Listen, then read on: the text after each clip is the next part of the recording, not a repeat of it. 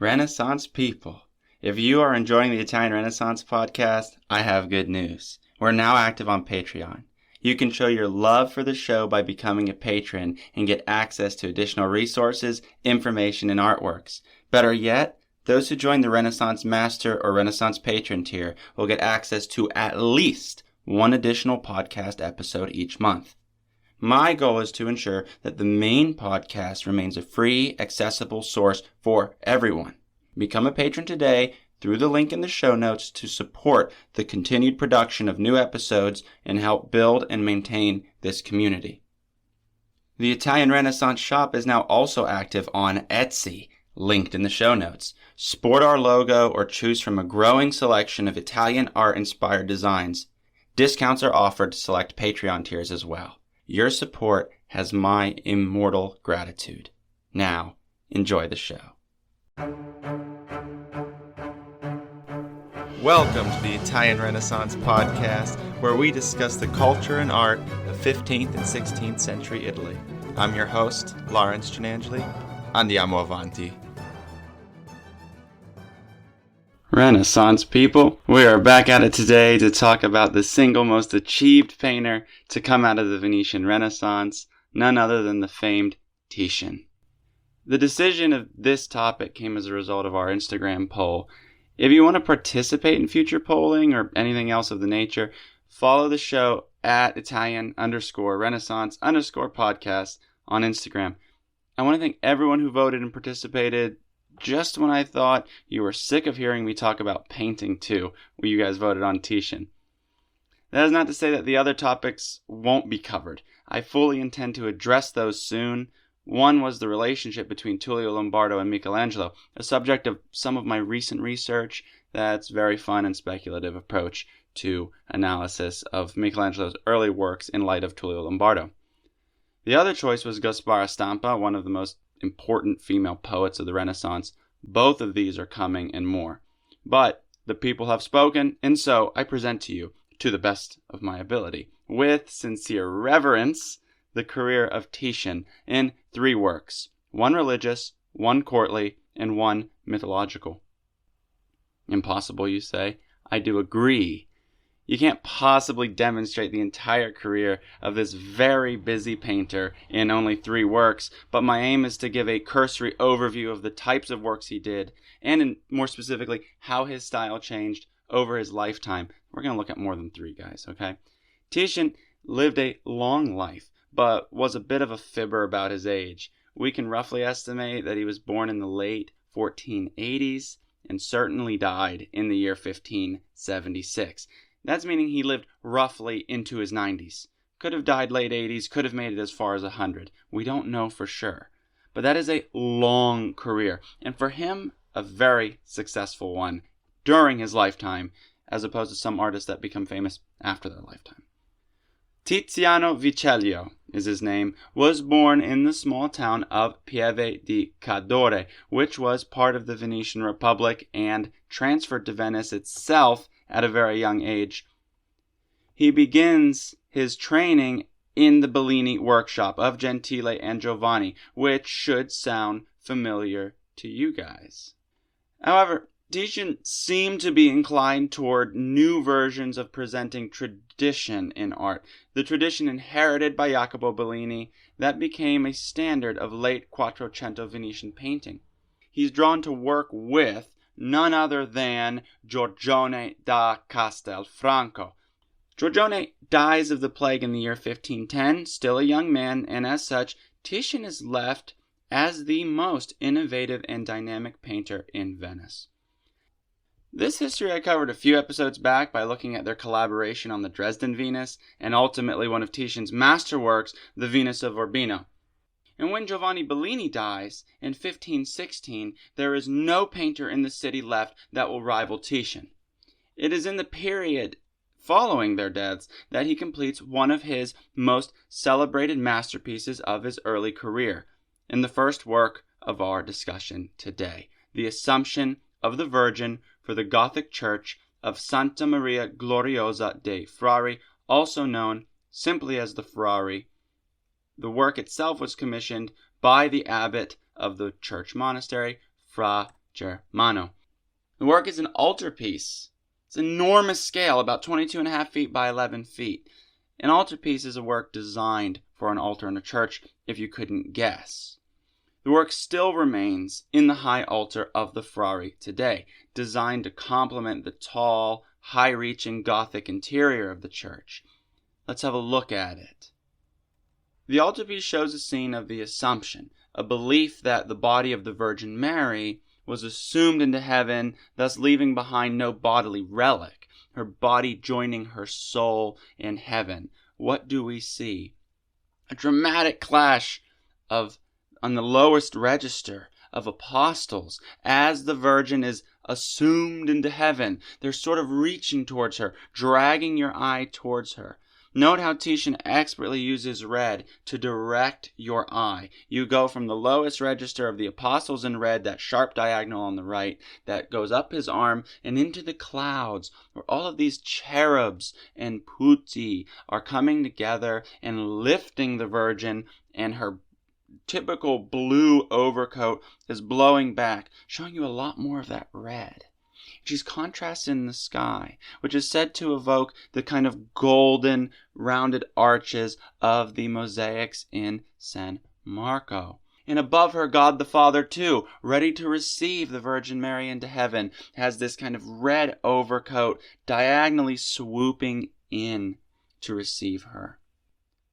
While Titian was working on this, he was given a lot of pushback from Fra Germano, complaining that the scale was not right, the figures were too big, the Virgin should be bigger than the apostles, and what have you. But Titian was quite adamant about his design, in which some external forces helped persuade the abbot to just wait and see the full effect of the work. Ludovico Dolce, a writer and early theorist in painting, and a contemporary of Titian's, he wrote about the reception of this work in quite sharp language, actually. Here is what he said. Quote, "Here Titian, a young man even now, painted in oils the Virgin ascending to heaven, and certainly the grandness and awesomeness of Michelangelo, the charm and loveliness of Raphael, and the coloring proper to nature are incorporated into this painting.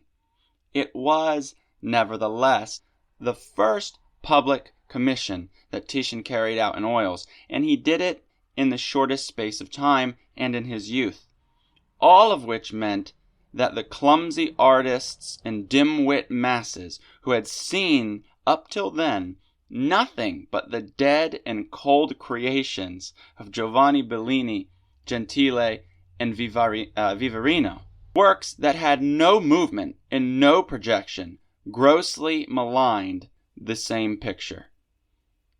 Meaning, they were wasted on seeing something that was now invigorating the tradition with some kind of new movement. And he says, and certainly one can speak of a miracle at work in the fact that without as yet having seen the antiquities of Rome, meaning Titian hadn't been to Rome yet, which were a source of enlightenment to all excellent painters, and purely by dint of that little tiny spark which he had uncovered in the works of Giorgione, Titian discerned and apprehended the essence of perfect painting.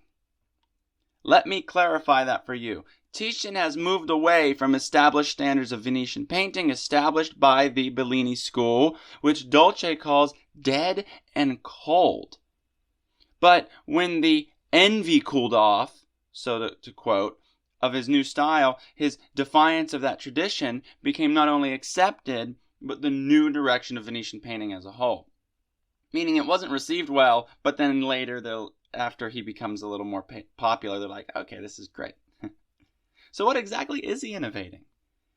It's all in the brushwork and movement of the figures. Tom Nichols, who I always come back to because I love his book on Venetian art, says that, quote, Titian presents the Virgin's ascent as if it were happening in the present moment, abandoning the usual image of still and timeless spiritual reflection, which, unquote, which is the Bellini, the still timelessness. It should be able to transcend time and be spiritual in all of its aspects, not just the moment that Titian is capturing in his painting here. So, in challenging pictorial conventions, so too are religious modes of reading an image being changed, which can always cause some resistance. The colors in the Assumption are generally saturated according to tradition. We have in the past talked about challenging the notion of simply contrasting Florentine disegno, line-based, design-based, drawing-based painting, and Venetian colore or colorito, and I have argued that the Quattrocento is in more of an exchange between the two schools rather than Venetian colorito, Florentine disegno. However, with Titian, the full effect of using color and brushstroke is something entirely new, and later Titian is going to be this full force of colorito, as we'll see. Look closely at God the Father. Titian is using his brushstrokes loosely as a way to imply shape and form rather than the meticulous detail of doing it. Truly, it is not in this work that the technique comes into full effect, but his later works, as I said, which we'll get to. However, we see in this altarpiece the early traces of it as a prelude to painting, a painting form that truly anticipates Impressionism centuries later. In his lifetime, Titian was among the first artists to be in high demand in courts across Europe, not just within Italy. As such, Titian is primarily known as the portrait painter of the 16th century. This designation places Titian at the center of an international demand for his skill set that is unparalleled by any other painter in Venice. So who are some of the notable figures that Titian painted portraits for, now that we're going to transition away from religious work? Remember I said we're going to do a religious piece, portrait, and we're going to do mythology.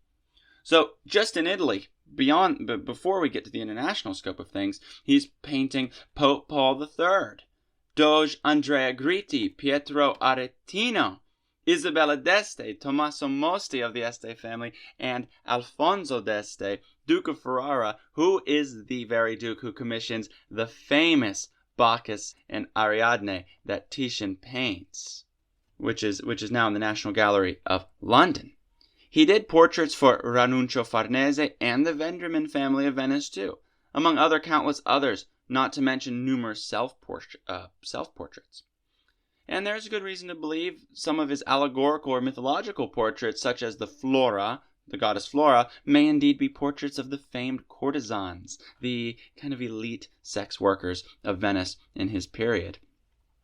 His international works begin with the meeting of the Holy Roman Emperor Charles V, who he paints several portraits for in 1548 and throughout the relationship, but during his stay in the imperial court in Augsburg. He also painted his wife, the Empress Isabella of Portugal, and Titian enjoyed ample commissions and portraits from Philip II of Spain, as well as his famous Poesie series of the mythological works based on Ovid, including Diana and Actaeon, which is now in London, and the Rape of Europa in the Isabella Stewart Gardner Museum in Boston. I actually have a little video of that one that I filmed when I was there on the Instagram. His success as a portrait painter comes in his ability to balance and jump between his trademark painterly style, between realism, and actually improving upon the likenesses of his sitters. Likewise, as a master oil painter, he can express the wealth and prestige of his patrons through multiple textures and materials, considering that portraits are commissioned to tell you something about a sitter, often their material wealth or their valor. Let's look at our second major example of this podcast. I am now turning to Titian's portrait of Philip II, which is in the Prado Museum in Madrid, and it was completed around 1551. What do we have? Full-length image of who is at the time Prince Philip II. He becomes King Philip II of Spain, and he is in armor and in leggings, and he's holding a sword, We can see his whole body top to bottom. His hand is off on this decorative helm with this feather plume. The background is kind of splotchy and painted dark so that he stands out in contrast against it. And you have the corner of some architecture, a column. But it's a symbol, right? A column of some sort of more ancient heraldry that these people consider themselves to be in the line of. But it's also a base of strength, of fortitude. And in the end, what you have is Philip II, a prince. His unique individual features stand out in dignity beyond the rich reds of the table fabric, right? Like this sort of cloth.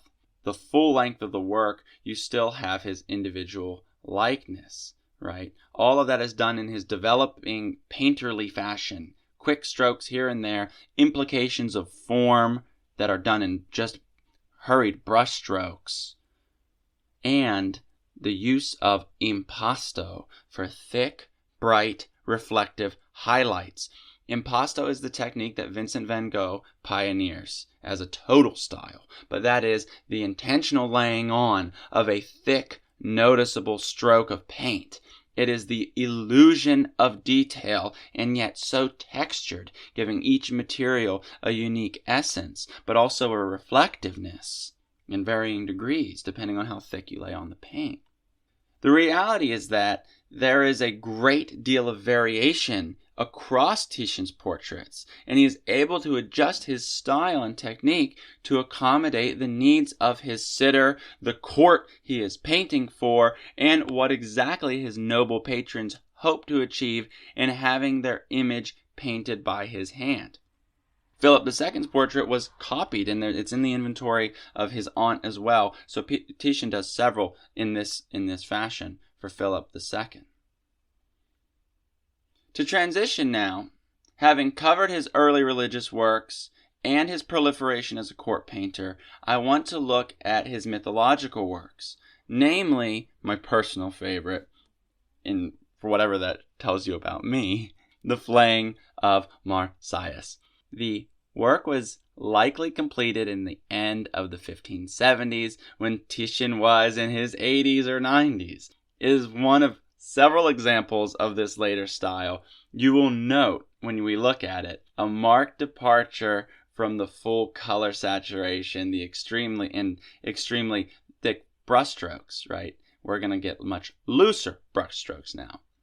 If you recall the details we discussed on the Assumption, where he introduces this loose brushstroke in 1516, by 1570-something, whenever this painting was done, it becomes the entire painting. We said it was in God the Father and some other details. Now the whole painting is done like that. The absolute pinnacle of Venetian colorito. There are two essential sources to understand this image. The first is the clear compositional reference to an earlier drawing, the one shown, by Giulio Romano, a Roman artist who was the pupil of Raphael. The other is from a text source, Ovid's Metamorphoses, a common source for Renaissance artists and one that Titian calls upon very often in his mythological works. I want to warn you, the story and painting will induce a bit of discomfort. I am not squeamish myself, but there is an undeniable feeling that swells in your gut when uncovering the story. I'm going to read very short 18 lines from Ovid that tells the unfortunate fate of Marsyas. Quote, "So that story was ended." That's referring to the story above in this book. "Somebody began another about a satyr whom Latona's son, that's Apollo, surpassed at playing the flute, and punished sorely, flaying him, so the skin all left his body. So he was one great wound, with the blood flowing, the nerves exposed, veins with no cover of skin, over their beating surface, lungs and entrails, visible as they function. The country people, the woodland gods, the fauns, his brother satyrs, the nymphs, and even Olympus, whom he loved through all his agony, all wept for him. With every shepherd looking after his flocks along those mountainsides, the fruitful earth drank in those tears and turned them into water, and sent them forth to air again, a rill, a stream, the clearest of all the running Phrygian rivers, named Marsyas for the victim. Isn't that terrible? Let's look at some of the details of this painting. Poor Marsyas is in the middle of being flayed. What has he done? He's challenged Apollo to a music contest. That is his punishment. He's flayed, suspended upside down. Hubris, maybe, is why he's earned this fate. A man to the left of him in a Phrygian cap flays his leg, helping ground the myth in the location. If you recall what I said in Ovid, all of the rivers of Phrygia, whatever it was, this is the indicator of where they are. Phrygia is the place, as Ovid tells us. King Midas, identified by a very particular type of crown, watches in dismay, his hands up to his chin. It has been proposed that actually Midas is a self-portrait of Titian. Another satyr stands off to collect the skin in a bucket or blood or whatever he's collecting. He's just helping out, helping him flay old poor Marsyas, I guess. Golden-haired Apollo is the one kneeling, removing the skin from around his ribs. It's really hard to see. Look closely. It's awful when you get up close and personal with that. Okay? There's behind them, looking up to the heavens, a lyre player looking up to the heavens, the pan flute suspended from this tree. It's been identified with Apollo as well. So Apollo could be both figures, or it's Orpheus. Okay? All while, get this part, a cute little puppy laps up the blood of poor Marsyas dripping in the foreground. And you know what, guys? This is just terrible, but I love this painting, and I don't really quite understand why. It has something to do with the effect of it. Sure, you shouldn't challenge Apollo in music playing. Yet, Titian gives us this dark, gruesome composition that does not appear to actually praise the punishment of hubris, right? You're supposed to say, okay, you don't challenge the gods, stay in your lane or you'll be punished sort of thing, but you're not getting that sense. You're feeling kind of agony for him. Instead, we're compelled to some sort of sympathy for the satyr. And guys, satyrs are often representative of the bestial and the human combined, and they serve as a warning to balance certain animalistic tendencies, kind of like centaurs. There is no absolute interpretation of this, but the idea that it represents the shedding of one's skin, particularly the concept of corporeal, wild, Dionysian aspects of the human identity, that's a strong contender for what this painting is supposed to mean. But then why is it so full of melancholy and gut-wrenching violence? It's hard to look at poor Marsyas' face as he's in pain. They're just slicing away at his skin, and it's just terrible. Well, an outbreak of plague swept through Venice in the year 1576. Surrounded by a new wave of very visceral death, could be a reason we see such a grim depiction of a myth meant as a moral lesson. It's hard to see, I know. Titian's sadness is not going to last, though, because he dies of that very same plague on August 27th of 1576, leaving behind a studio of works in his late painterly style. His son and pupil, he died that year as well, Orazio Vicelio. Titian was buried at the Frari, the very church where his famous Assumption of the Virgin still is today. Later, the master Italian neoclassicist Antonio Canova would design an alarmingly marvelous tomb in his honor that actually has his Assumption, which is in the same church, carved in relief marble. Titian's influence does not stop at his death.